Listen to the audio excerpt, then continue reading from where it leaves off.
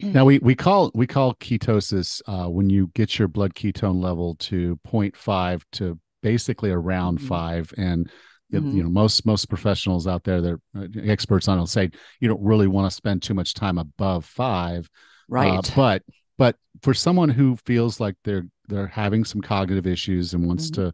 to, or have family history of this happening around them, and so they just want to be careful, where would you say that they should sort of keep their ketone levels for the most part of the day? I'd say between zero point 0.5 and 1, maybe 1.5. A lot of people are having really good success, with, and people with Alzheimer's and Parkinson's disease, with mild nutritional ketosis. There, the higher range seems to be most effective for people that are dealing with epilepsy, drug-resistant epilepsy, people with cancer.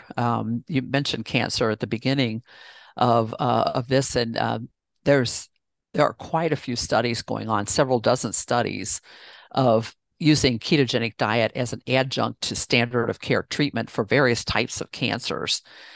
It was researched first for glioblastoma, which is severe brain cancer. Most people don't survive more than 6 months from diagnosis, and it's really kind of amazing how the ketogenic diet seems to be able to slow down the growth of the cancer and even shrink tumors, obliterate, get rid of metastases, when it spreads to other parts of the body. And I have met, some people at conferences who have glioblastoma, and they've been on a ketogenic diet for years now and have managed to survive, so far.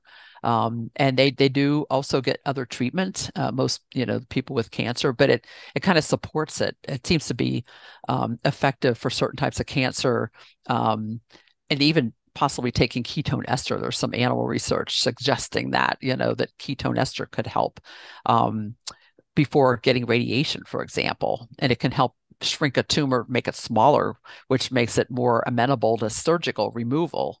If you can get a smaller tumor, like in the brain or whatever, it's being studied for breast cancer, colon cancer, prostate cancer, many different types of cancer. There are clinical trials going on now.